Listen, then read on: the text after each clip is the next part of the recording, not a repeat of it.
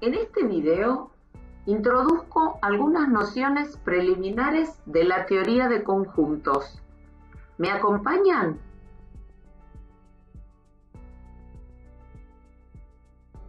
El señor de la imagen es Georg Ferdinand Ludwig Philipp Cantor, conocido en forma abreviada como el matemático Cantor. Fue un matemático nacido en Rusia y se lo reconoce por ser el inventor de la teoría de conjuntos, teoría sumamente importante porque sienta la base de la matemática moderna. A continuación, se presentan algunos vocablos y simbología específica de la matemática moderna. Un vocablo es proposición. Se llama así a todo enunciado del cual se puede decir si es verdadero o falso. Por ejemplo, decir ¡qué belleza! A la flor de jazmín. ¿Es proposición matemática? Claro que no, porque algunos coincidirán en que sí, efectivamente, la flor de jazmín es una belleza. Sin embargo, yo soy alérgica a su aroma y me hace mal y yo no lo considero una belleza. Entonces, que la flor de jazmín sea una belleza es opinable. Por lo tanto, no se puede decir de ella con consentimiento y acuerdo común que sea una belleza. Por lo tanto, ¿qué belleza? No es proposición matemática. Ahora, si decimos 2 más 2 es 5, ese enunciado sí es proposición matemática. Por supuesto que en este caso es falso, pero ahí estamos todos de acuerdo. Por lo tanto, es proposición falsa en este ejemplo. ¿Cómo se construyen las proposiciones matemáticas? Con símbolos. ¿Qué símbolos vamos a abordar? Entre otros, los de los objetos, en particular elementos y conjuntos, conectores, por ejemplo, el símbolo pertenece, el símbolo y, que es como una B imprenta dada vuelta, el para todo, que es como una A imprenta mayúscula invertida, y los de puntuación, punto, coma, dos puntos, punto y coma, y por supuesto, paréntesis, corchete y llave. Si estamos introduciendo la teoría de conjuntos, es lógico pensar que queremos saber qué es un conjunto. El diccionario nos dice que en matemática, conjunto es la totalidad de los elementos que tienen una característica o propiedad que los distingue de otros. Por ejemplo, el conjunto de números pares. Y sí, si nos ponemos a pensar y juntamos todos los números pares, justamente todos tienen la misma característica, la de ser pares. Ahora, ¿qué pasa si nos remitimos también al diccionario para conocer el significado del vocablo elemento? Este nos dice que en matemática es parte que junto con otras constituye la base de un conjunto. Y acá nos encontramos con una primera gran dificultad.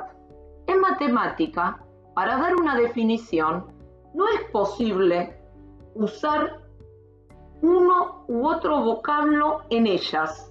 Fíjense que acá, para definir conjunto, necesito usar el vocablo elemento, del cual todavía desconozco su significado. Y para definir elemento, usé el vocablo conjunto, que todavía no terminé de definir. Por otro lado, existen otros conjuntos en matemática que no tienen elementos, son vacíos. Se los denomina conjuntos vacíos. Entonces, no puedo dar como definición de conjunto que es la totalidad de los elementos. ¿Qué ocurre entonces? Ocurre que en la teoría conjuntista, los vocablos elemento, conjunto y pertenencia se denominan términos primitivos o no definidos. Pero no se confundan, no se los denomina primitivos porque son viejos o antiguos, sino que término primitivo en matemática significa que a esta no le interesa definir qué son, sino que le interesa explicar cómo se usan estos vocablos, qué propiedades tienen y cómo se relacionan entre ellos. En la representación gráfica, al conjunto se lo traza con forma de óvalo y se lo simboliza mediante una letra imprenta mayúscula, mientras que un elemento se representa mediante un puntito. Esta forma de representar gráficamente a los conjuntos recibe el nombre de diagrama de Venn, en honor a este matemático. En la representación gráfica de conjuntos, no es posible representar estos mediante estrellas, corazoncitos, nubecitas. Estas no son representaciones que corresponden a diagramas de Venn. Además de la forma gráfica, hay otras dos notaciones de conjuntos, denominadas por comprensión y por extensión.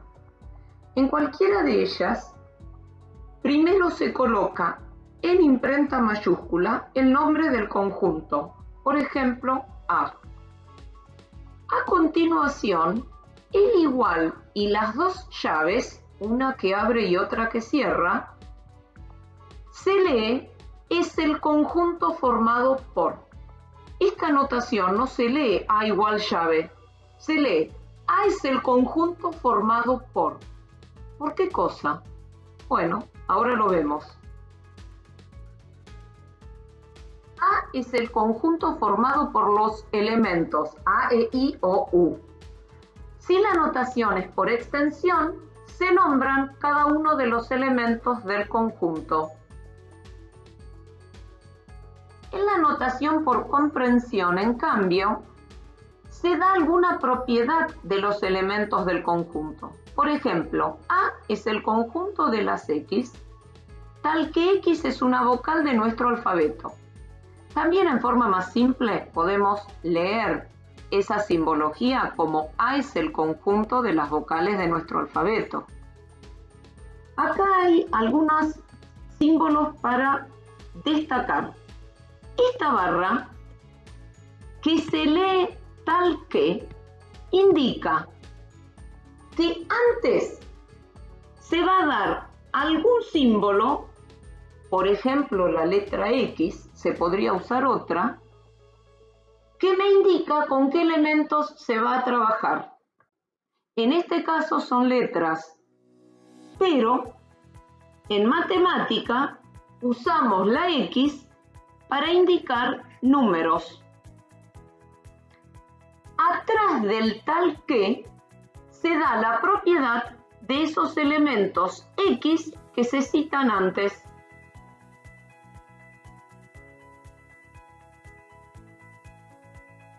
Por todo lo visto, analicemos un ejemplo concreto. Leemos, A es el conjunto formado por las X, tales que esas X pertenecen a los naturales y además están comprendidas entre 1 y 5. Desglosemos un poquito la simbología. ¿Recordás qué significaba esto? A es el conjunto formado por. Por supuesto que como adentro le estamos colocando símbolos, la llave cierra acá, pero se lee así. No leo A igual llave. Tengo la barra de tal que me separa a toda esta sentencia o estos símbolos en dos partes. En la primera estoy indicando con esta X o estoy nombrando los elementos o estoy indicando con ese símbolo qué nombre le voy a dar a los elementos con los que voy a trabajar. Atrás del tal que, ¿qué coloco? Antes de ver qué coloco, que en realidad son las características de los X, detengámonos un momento en este otro símbolo. ¿Recordás este símbolo? Es un conector. Se lee I. Pero además de cómo se lee, es importante resaltar qué representa. Representa que las dos condiciones, esta sería una primera condición o propiedad que tienen que cumplir las X y esta es una segunda, se tienen que dar en simultáneo, no puede darse una sin la otra. Con esta simbología Este es el símbolo pertenece, pero digo, con esta representamos al conjunto de todos los números naturales. Por eso yo puedo leer la simbología textual, X pertenece a los naturales, o darle un sentido un poquito más práctico y decir X es un número natural. Con respecto a la segunda condición, cuando aparece esta notación, es importante que empieces por ubicarte en donde está la letra que se usa para indicar los elementos de este conjunto y que está delante del tal que. Acá hay que ubicarse. Y por lo tanto esto se lee X comprendido entre 1 y 5 en este caso. Queda muy mal que leas 1 menor que X menor que 5. Ahora, si nosotros lo que queremos es pasar este conjunto que está escrito en notación por comprensión a una notación por extensión, tenemos efectivamente que citar o enumerar o enlistar los elementos de ese conjunto. ¿Qué números son naturales y están comprendidos entre 1 y 5? Observa que debajo de estos signos, este igual no está, no aparece. Por lo tanto, la X no incluye el 1 y no incluye el 5. Entonces, ¿qué elementos colocamos? El 2, el 3 y el 4. Tenemos entonces el conjunto A, formado por los elementos 2, 3 y 4. ¿Recordás cuando vimos proposiciones que eran? ¿Recordás que dijimos que eran sentencias o afirmaciones de las cuales se puede decir que son verdaderas o falsas? Bueno, acá tenemos dos. 7 pertenece al conjunto A. Es una proposición. Pero ¿cómo es en este caso? Falsa. ¿Puedo de ella decir si es verdadera o falsa? Sí, es falsa en este caso. En este ejemplo. Entonces es proposición matemática. 3 pertenece al conjunto A. Es proposición matemática. Y coincidimos todos en que en este caso es verdadera. La matemática es muy estricta con su simbología. Vamos a suponer que tenemos un conjunto que, ¿cómo lo quieran llamar? Bueno, pongámosle conjunto A, que está formado por los elementos, ¿recordás que en forma gráfica se ponían con puntitos? 1, 7 y pongamos uno más, el número 5. Perfecto. Este es un conjunto con 3 elementos. Vamos a suponer que esta representación gráfica por diagrama de Venn no la tenemos y alguien escribe por extensión estos elementos.